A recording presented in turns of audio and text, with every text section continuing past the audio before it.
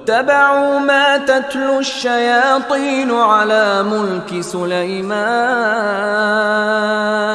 وما كفر سليمان ولكن الشياطين كفروا يعلمون الناس السحر وما أنزل على الملكين ببابل هاروت وماروت وما يعلمان من أحد حتى يقولا إنما نحن فتنة فلا تكفر فيتعلمون منهما ما يفرقون به بين المرء وزوجه وما هم بضارين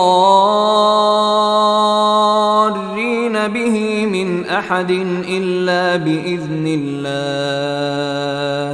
ويتعلمون ما يضرهم ولا ينفعهم ولقد علموا لمن اشتراه ما له في الآخرة من خلاق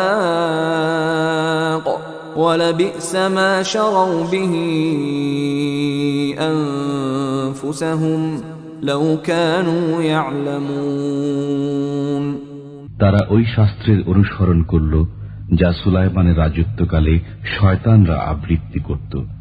সুলাইমান কুফর করেনি, শয়তানরাই কুফর করেছিল।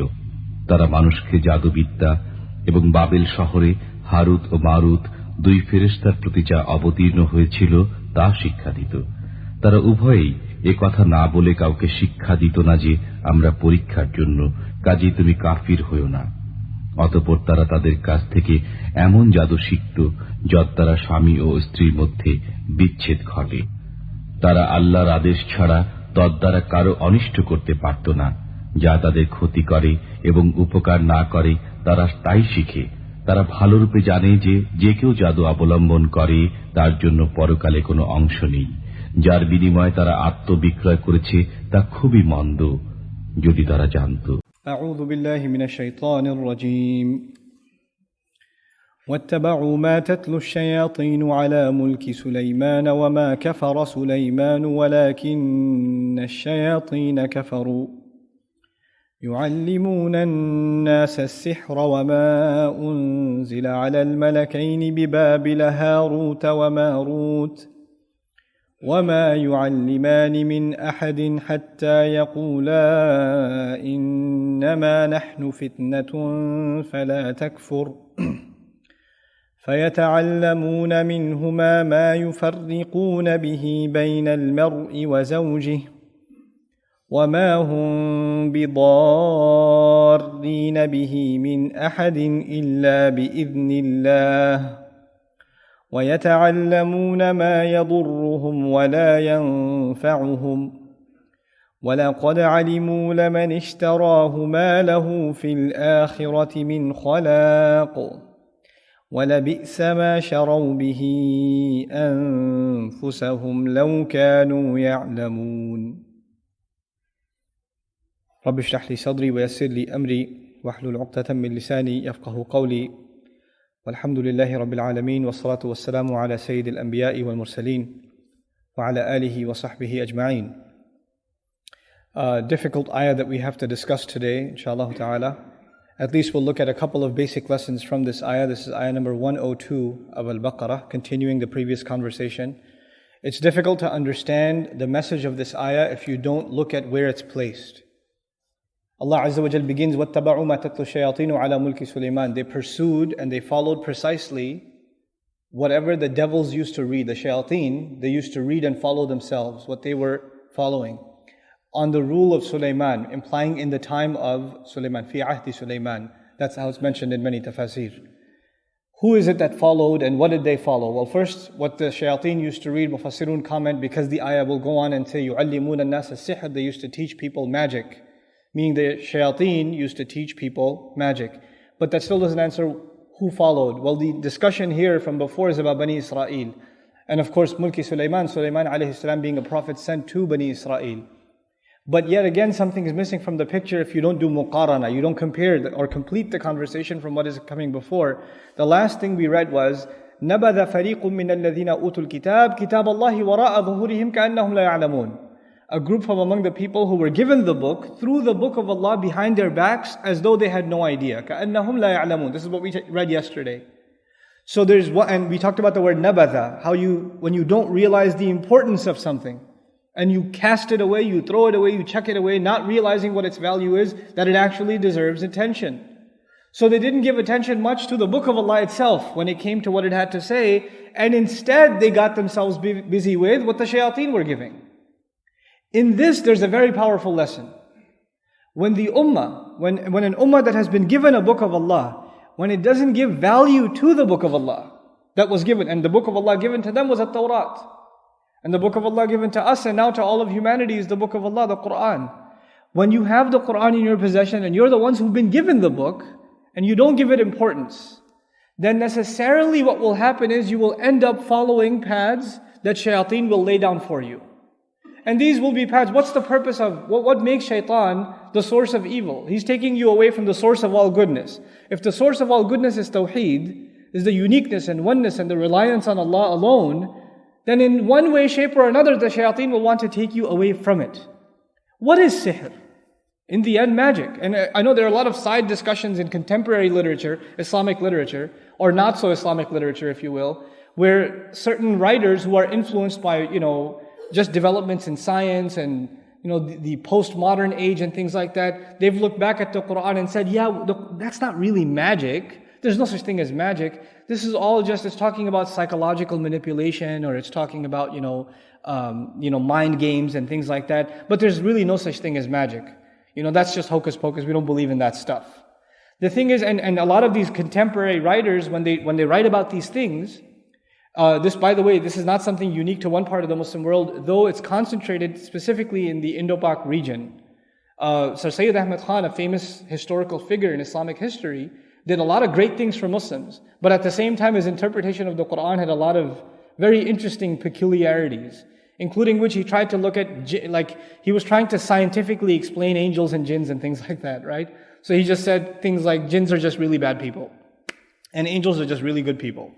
And that's what it's talking. They're not made of light. That's just as figurative, So he's trying to look at everything from a scientific point of view, kind of a reinterpretation. But nowadays, this thing has got caught on steroids. I even met people like that recently, even in our town. This is caught on wildfire in many circles among the Muslims. So somebody comes up to me and says, we cannot say that the Messenger ﷺ was ever influenced, or that he had to recite the Quran to cure himself. Surah Al-Falaq, Surah Al-Nas. I was giving tafsir of that, and the brother came up to me and said, no, if we say that, it's kufr, because that means that he was controlled by shayateen, etc., etc. That was just psychological manipulation that they were doing. Now, without getting into that debate, the one thing I'll tell you, if there's an interpretation of the Quran, of Islam, that comes out that sounds very appealing to you or whatever, but in its undertones, implied therein, is that generations of Muslims before have all got it wrong. Nobody figured it out. We're the first ones to get it. Everybody else was just a bunch of people that, I don't know what they were thinking, but they weren't smart enough like I am to figure out that this is the right interpretation. And they were all committing, on top of, not just they were wrong, they were committing shirk. They were committing kufr. Once you come across this kind of line of reasoning, already a red flag should go up. If not, and I'm not saying we should be blind followers of tradition, but man, just look at statistics. These are people that know the Arabic language much better than someone who searches Islam on Google. And these are people that are coming from a tradition of scholarship of century after century, of universities that have been established in the Muslim world for centuries. And the collectivity of them spanning continents is wrong, but you got it figured out. That already should be a problem. So that's the only thing I'll say about that tangent, right? But coming back to this subject matter, a reality in the Muslim world, when we distance ourselves from the Quran, when we distance ourselves from this book, what do Muslims become obsessed with? Something has to take its place. So you'll go to somebody and say, give me something I can recite so my child is cured. Or give me something I can wrap around my arm so I can get a job. Or which grave do I have to go to and do whatever practice so that my house, the earthquake won't strike my house. And I'm not talking about these things being bid'ah or shirk. I won't even get into that conversation. I am saying, why did those things become important to people? Why did those become these amulets? People walking around with adhkar hanging around their necks, things like that. Why did these things come into our life? And by the way, turning to magic. Even turning to magic in the Muslim world and even over here. Actually, I was shocked. I didn't know, because I had this assumption that when Muslims somehow, when we come to America, we're much more educated or sophisticated and we don't get into remedial things like that. SubhanAllah, I was in New York. Guess what I saw? I saw this gathering that's happening of a palm reader, famous palm reader from Pakistan or whatever, and big business people and like executives, MBAs, they're paying big bucks to go to this guy so he can tell them how to cause a divorce over there and how he can get her to love him and so he can marry her, things like that. And they're gonna go pay him big bucks. And this, by the way, this is a problem shockingly in the Muslim world. To me, it's understandable when this is a problem in the non-Muslim world. It's understandable. When they have nothing to believe in, they're going to find these wild things to believe in. As crazy as it is, I can understand a palm reader in the middle of Manhattan that's paying like $10,000 for 100 square feet of rent, and he's got a palm reader sign, and executives from Merrill Lynch and Citibank are going to him before they go into their executive meeting for the merger, and they're asking him what color tie they should wear. I understand that. That's understandable, because they don't have what we have. But when Muslims have the book of Allah, and Allah gave them, He showed them the light, and they decide to throw it behind their backs, not giving it importance, then the natural consequence of that is, it will be replaced by what shayateen want you to follow. And so the shayateen taught the people, يُعَلِّمُونَ النَّاسَ السِّحْرَ. And then Allah Azza wa Jal mentions, I'll go through the rest of the ayah briefly, وَمَا أُنزِلَ عَلَى الْمَلَكَيْنِ بِبَابِلَ هَارُوتَ وَمَارُوتَ. This is an incident in Bani Israel's history. I'll just mention what's mentioned in the ayah. We won't go into historical details. Inshallah, when we do a mufassal dars, a detailed dars on Surah Baqarah, we'll talk in more detail about it. So, and whatever was sent down upon the two angels at Babil. Babil, by the way, is the old name of Iraq. The biblical term is Babylon. Nowadays we call it Iraq. The ancient name is Babil, Bibabil. Harut wa Marut. The two angels, their name are Al-Malakain, Harut and Marut. Allah Azza wa Jal sent them to these people who are now obsessed with talismans and omens and these kinds of things. Now they left the book of Allah and they were using these things to solve their problems instead of turning to Allah to solve their problems. Right? And by the way, a subtle comment I failed to mention, it's important to mention. Why do people turn to talismans and magic and sorcery and spells? Why? Because they want something to get better or they want to do something. They want to get something done. Which already suggests they don't believe that Allah gets it done directly. Something else will get it done. So the shayateen have succeeded in that they have now made people rely on someone other than Allah or something other than Allah. This thing will protect me. These words will protect me. Words don't protect you. Allah does. Reliance on Allah does, right? So this is an attitude that once inserted, the job is done. So now Allah sent as a test upon them these two, and they were teaching something. And now Allah didn't call it sihr. He said, ma unzila.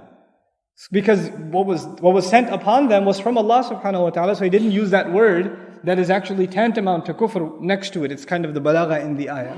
Ma unzila ala al-malakain bi babila harut wa marut. Now He says, what did they say first? وَلَا يُعَلِّمَانِ مِنْ أَحَدٍ. And these two would not teach anyone. They would not teach anyone at all. مَا يُعَلِّمَانِ مِنْ أَحَدٍ. Not anyone. حَتَّى يَقُولَ. Until both of them would say, إِنَّمَا نَحْنُ فِتْنَةٌ. We are just a test. We are nothing but a test. فَلَا تَكْفُرْ. Then don't do kufr. In other words, somebody comes to learn what they think is magic from them, and here what we're kind of learning is may not have even been magic. It may have perceived to be magic because ma is used instead of sihr used, right? And Allah didn't even say, what they came to learn. So they would come and they didn't even say, فَلَا تَتَعَلَّمِ السِّحْرِ. They didn't say to him, we're just a fitna, don't learn magic. What did they say? We're just a fitna, don't do kufr. What does that teach us? What they were trying to learn, the things that they were trying to do, the reliance they were placing was in itself an act of kufr. And so the first warning they would give them, look, we'll teach you if you want. But then, nowadays they do sting operations in the FBI and like the authorities. They'll set the whole, like a fake bomb. They did that actually in this guy's case. Right? They put a fake bomb there and the guy tries to detonate it and stuff. And then they catch him. But they had given, this is exactly what's going on, sting operation. We'll teach it to you. But let me tell you first, if you do it, you'll be kafir. فَلَا تَكْفُرْ. Now let's see what they did. Once they got that disclaimer, that warning. فَيَتَعَلَّمُونَ وَيَتَعَلَّمُونَ ما يفرق فيتعلمون منهما. They learn from them ما يفرقون به بين المرء وزوجه. What they would use to cause division between a man and his wife. So they were learning things so they could use it against someone. Give me a spell that will cause a divorce here, cause a fight there. That's the spell I want to learn. مَا يُفَرِّقُونَ بِهِ بَيْنَ الْمَرْءِ وَزَوْجِهِ وَمَا هُمْ بِضَارِّينَ بِهِ مِنْ أَحَدٍ. And they are never and were never ever able to cause any harm to anyone إِلَّا بِإِذْنِ اللَّهِ, except by the permission of Allah. What did Allah just reconfirm here?